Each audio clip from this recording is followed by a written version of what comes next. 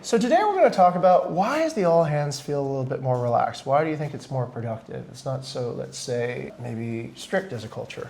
What's your thoughts? I believe at the time when we were doing all hands, when it comes to personal core value recognition, it felt more peer-to-peer than it was top to bottom. So there was more leniency, there was more, I recognize you. Right. And it's also, oh, you recognize my hard work. Correct. So it feels appreciative. Feels authentic. It feels like genuine. Really different from employee journal, where it's a top to bottom approach. Interesting. So that then brings us to this discussion of what it takes to actually build an organization, all right? And so this is the concept that I want to express. So we'll go ahead and we'll look at this table, we'll clear up some space. And this is the idea that we want to talk about. This is a diagram showing 4 quadrants over here. There's quadrant 1, which we'll call Q1. There's quadrant 2, which is Q2. There's quadrant 3, Q3. You can see that. Boom. And then quadrant 4 over here. So these are the 4 quadrants of what we call the Oxman Krebs Cycle. The Oxman Krebs Cycle was developed by Neri Oxman.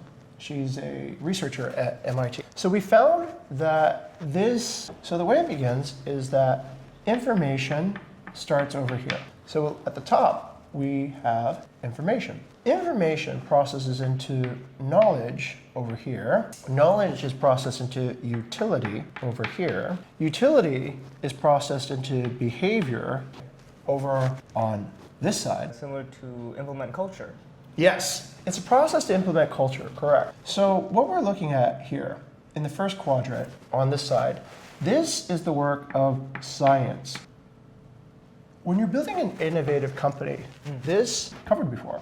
So that then becomes really important to know that you're on a knowledge frontier, process it into knowledge, and then, like how we make vlogs, right? That's information that's been processed into knowledge. Process. Correct. That's how we discover a new workflow. Now, the second part is once we have turned that information into knowledge, we're going to turn that knowledge into utility. Do you know what that's called? Engineering? Yes, correct. Very good. The process of turning knowledge into utility is the work of engineering. And let's go to the next part. What is the process of turning utility into behavior? Ooh, I believe it was the artist. Almost. It's the designer. Oh. So design turns utility into behavior. And how would that look like in Bukit Vista? I'll give you a perfect example of what that would look like. That would look like our application VBGO. So VBGO as an application is actually a wrapper on the bigger database. So the bigger database is a database that we use to collect all the information about our partnerships, our relationships with partners, our listings, all our guests, all this stuff, right? But we can't use bigger, our database, as a partner-facing interface. We need to design something that is more like this. Doing, my property, value of contract, all this stuff. This is actually what partners want to see. They don't want to see big databases full of records that are unusable.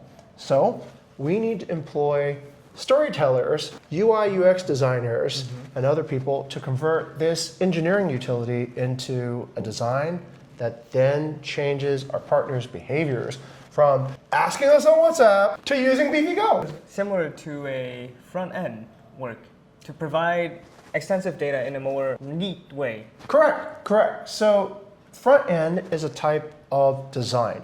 Front-end engineering takes the results of back-end engineering and presents it in a way such that it is more digestible and easy to understand. Should we look at another example? Absolutely. Let's ask the guy who actually built a really, really interesting front end to some of our map design where we can find a good example of this. Let's find Reza. Reza, you're on my vlog right now. How's it going? Reza, I have a question on the Ether, which is the spatial map visualization. Where can I go to see the back-end code? Where can I go to see the actual coordinates and data and log files that then is generated into Ether? Fantastic, great, thank you. We're able to get Reza, and he's gonna show us what this looks like. Fasi, you ready to take a look at this? So what we're gonna do is, Reza's showing us the code right now that actually runs Ether. So what kind of code is this, Reza? Retrieve data from the database. Data for our database is filtering, so we can get to the actually front end of item. So we can show we as the chart per visualization. Fantastic. Could you tell us what type of technologies are being used right now? Essentials of how this data pipeline is reaching Ether. So maybe I will show what data and data. He's going to show us the data. Wow. I retrieve the data from this database to actually backend. For the backend, I use the fast framework. So from here, I will continue the data filtering and the result. I retrieve it to the item visualization using the front end React. Fantastic. Great. That's really good information. Thank you so much, Reza. Now that we saw what is on the back end, let's go see what the results are, shall we? All right. This is the result of all of that back end code. So when all of that back end code hits the React front end, it's able to be visualized. And this is how we are able now to change behavior. Because we can't really change behavior of people who, let's say, are just looking at data. There's no way to engage. There's no way to really make any reasonable improvements on it. But we can use design, which improves the accessibility and also the malleability of the data, and then go from engineering into design. Cool? Cool. Yes. So your question again? It's only a statement, but what I stated was from the map itself, there was still too many information for our users. So we can't give them that and expect them something. Right. Tell me more. So even if it's already in the design stage, Right. the design stage does not only belong to the users, it also belong to us. Correct. And we also need to make sure, hey, we understand the information, but we're going to cut it even more to more deliverable information. I like what you're talking about, and that's a great segue to the next piece. So that is where design ends and then art begins. So art begins at this stage when design has reached, let's say, a stage where it's exhausted its capacity, but now we need to get this behavior change, not for just a single user, but for lots of users. So what we're doing is we now are able to delegate, let's say, the different stages of work. We know that if we've gotten to a point in the evolution of this database where the design is made, but we need to still make it simpler, better, easier, then we are reaching a state of the art. We're thinking about how to really refine, get the protocols right, get really the soft and the higher levels of this experience perfected. And so that's where we iterate back and forth now between the state of the art and the state of design to reach what we need to get to in the end. So how does that relate to the initial question of why the all hands feels more relaxed and different than the employee journal, right? So when you build a company, it's the same way. You need the engineering part on the employee journal to essentially function for utility. We need to change the knowledge that we understand about how to move people into actually serving our guests. We need that part. We cannot just have, let's say, art without engineering. We cannot function without employee journals. But we need to then figure out the employee cycle by going from employee journals and not just getting stuck there, but then designing an experience that builds the culture that we want, that then forms this process. This process never finishes. We've been doing this process, guess how many times we've been doing this process already?